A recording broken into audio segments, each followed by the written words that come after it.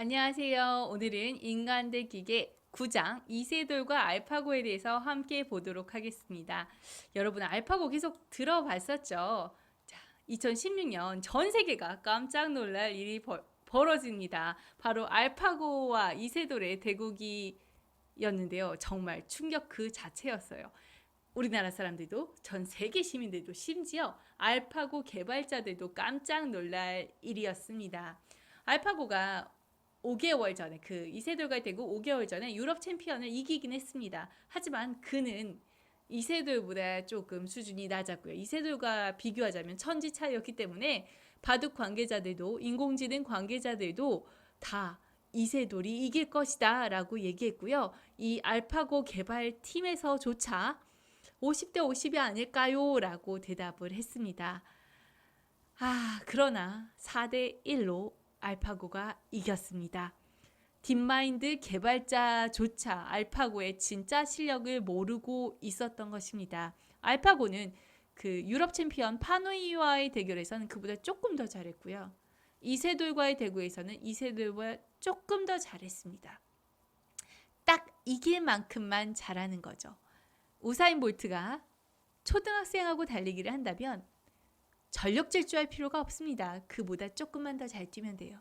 고등학생하고 달리기를 하면 그보다 조금만 더 뛰면 됩니다.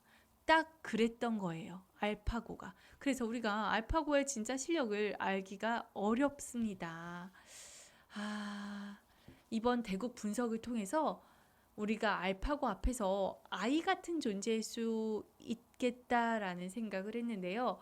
알파고가 실수를 했네요 라고 사람들이 해석을 했는데 알고 보니 나중에 보니까 그게 신의 한 수였던 거죠. 프로 바둑 기사는 20수 앞을 내다볼 수 있다고 합니다. 그런데 알파고는 그의 2배 40수 앞을 내다볼 수 있다고 하네요. 그래서 알파고가 하는 일을 우리가 이해하지 못하는 거예요. 아무리 알파고가 나중에 나 이래서 이런 거야 라고 해도 거기까지 우리는 생각을 하지 못하는 거죠. 알파고의 그 생각의 깊이가 우리보다 훨씬 높기 때문에 우리는 10에서 15층, 알파고는 48층이기 때문에 따라잡기가 참 어렵습니다. 근데 그렇다고 너무 좌절하지 말아요. 우리 이렇게 준비하고 있잖아요. 준비하고 있는 우리는 잘 해낼 수 있을 것입니다. 그리고 알파고가 1패한 이유, 이게 굉장히 중요합니다. 이세돌이 알파고의 3번 대국에서 졌어요. 그리고 4번째 이겼습니다. 이세돌은 3번 딱 알파고가 바둑을 두고 나서 감이 온 거죠. 알파고는 이렇게 하는구나. 나는 이렇게 해야겠다.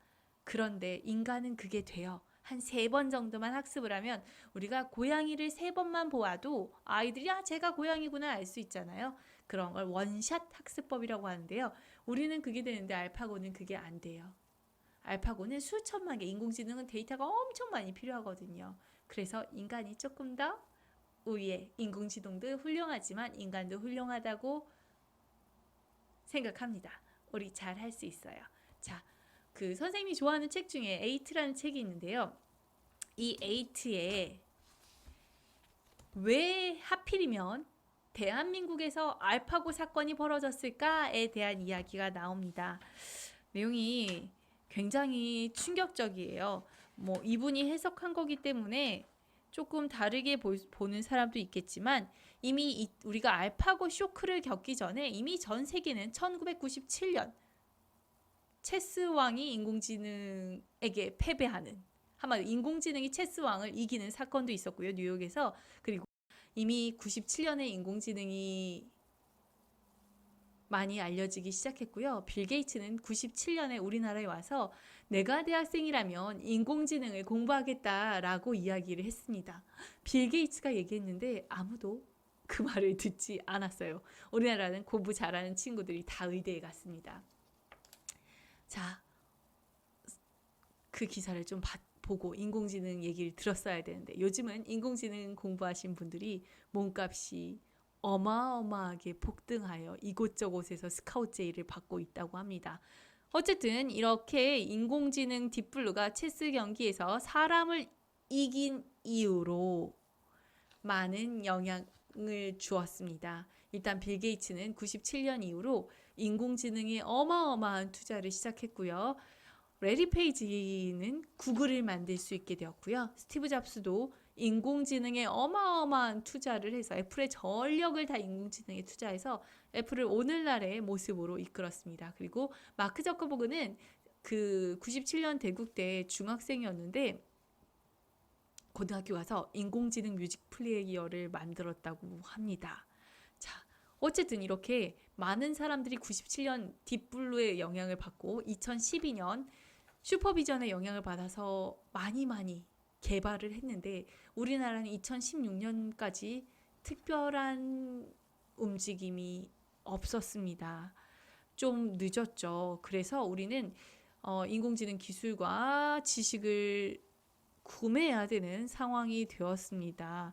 우리가 이제 잠에서 이 저자는 뭐라고 했냐면 만일 우리나라가 잠에서 깨어난다면 인공지능 시대의 거인이 될 것이다.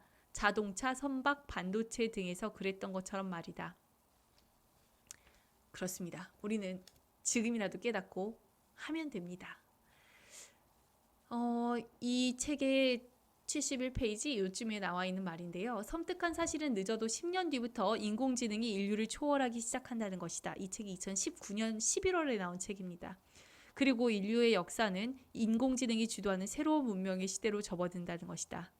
불행 중 다행인 것은 인공지능이 모든 면에서 인류를 초월하지는 못한다는 것이다. 주로 지식, 정보, 기술 분야에서 인류를 압도한다. 이는 무엇을 의미하는가? 지식, 정보, 기술보다 우위에 있는 무엇? 즉, 공감 능력과 창조적 상상력을 가진 사람들은 인공지능보다 우위에 있게 된다는 것이다. 이들이 새로운 문명 시대에 누릴 풍요와 번영은 지난 역사상 인류가 단 한 번도 경험하지 못한 것이 될 것이다. 당신은 어떤 길로 가겠습니까? 여러분, 깊이 생각하시고요. 멋있는 사람이 될 수 있도록 매일매일 노력합시다. 여러분 할 수 있을 거예요. 빠이.